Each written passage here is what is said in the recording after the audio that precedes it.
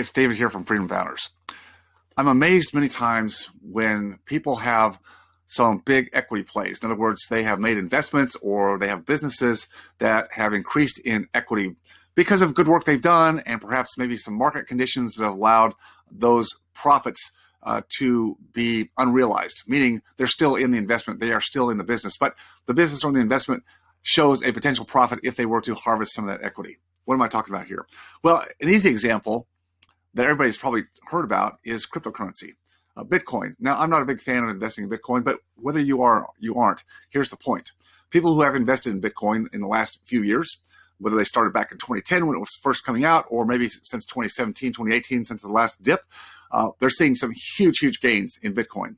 And I see people out there saying, well, I've made these huge percentage changes in improvement in my profit margin since I bought Bitcoin in this case, or any of the other cryptocurrencies. Should I sell or should I stay in? And most people today say, well, you should stay in because it's going to 100,000 or 150,000. I mean, the hype out there in the marketplace is huge. Now, this is not just in cryptocurrency. It's in the stock market. It is in real estate. Many businesses today have opportunities because of market conditions, and I won't go into why, but there's a lot of money seeking yield today. It's low interest rates, cheap money. And so if you've got assets, you've got equity, businesses, investments, whatever it may be, that have increased in value to a substantial degree, it might be time to think about taking some chips off the table. In other words, harvesting some equity. See, if you just stay in and keep that equity continue to compound, and it certainly feels good because you think, well, it's going to keep doing what it's been doing, the market that is, rarely does that happen.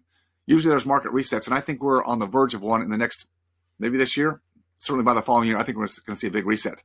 So by harvesting equity today and moving it to higher ground, now we can talk about that in another video. Where do you move it? Because if you're getting great returns right now, it's hard to want to take it out of one investment and move it to another, particularly if you have to pay some taxes.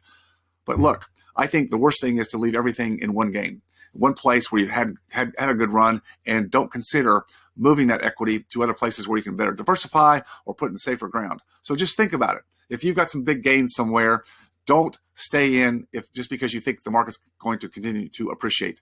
This happens every market cycle. When we get to the top, there's going to be a reset. It's going to turn back down. Don't be with some of those who stayed in too long.